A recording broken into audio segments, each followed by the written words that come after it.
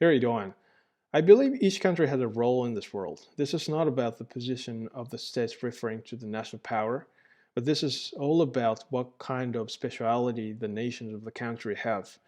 For example, the United States is really good at uh, promoting its own products in the world, and Israel is really good at developing new technologies that nobody knows yet in the world.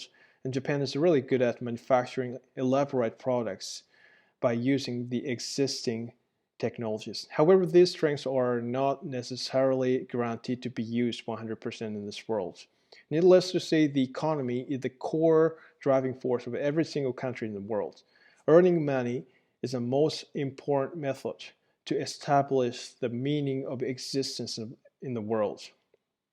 So, looking around the world, agriculture, fishing, and manufacturing that have been originally developed with the thought of coexistence and prosperity with plants and animals and minerals for a long time are looked at just industries to produce wealth.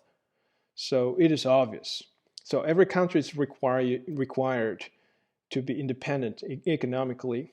And in order to maintain economic superiority, any countries can't stop mass production and mass consumption. So this period is unmistakably economic dynasty era that wealth accumulation has a great influence, great power in this world. So, so country that has a great ability to do business, the country that has a great ability to make money, get absolute power in this world, and a big, strong country offers development assistance voluntarily to small, weak countries to demand obligation for the purpose of adding these countries to its own subordinates to activate economy more and more.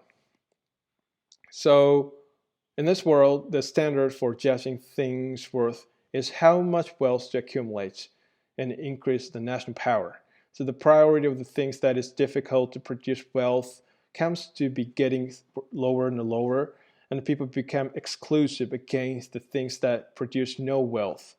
So things except for the ones that has the potential to be happen, great innovation and brings us tremendous profit, uh, tremendous money by great amount of investment or weeded out. So the top priority for the states to execute is to accumulate wealth and develop economies. So no matter how wonderful things, no matter how wonderful ability the country has, it will see these things that are even original speciality if this don't make money. So it's quite difficult to demonstrate the wonderful, unique abilities and skills that a country originally has in the right place, in the right way in this world. A country that is good at making money and make that a country that is really good at doing business and making innovation that brings tremendous profit can win an easy victory in this world.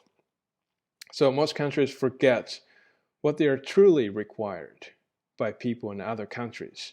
So, but they are influenced by how to make a lot of money, even though their treasury technologies and treasury skills that don't even make money are easily neglected and weeded out more and more these days.